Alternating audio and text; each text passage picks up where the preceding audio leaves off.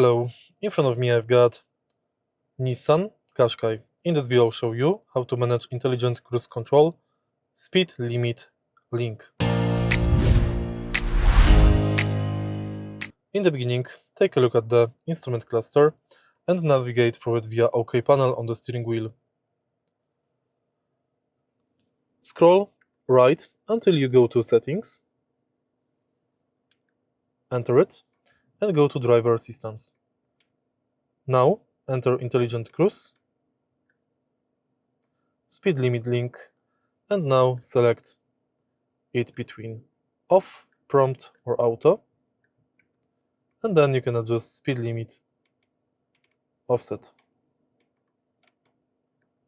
If you find this video helpful, please leave like, comment and subscribe.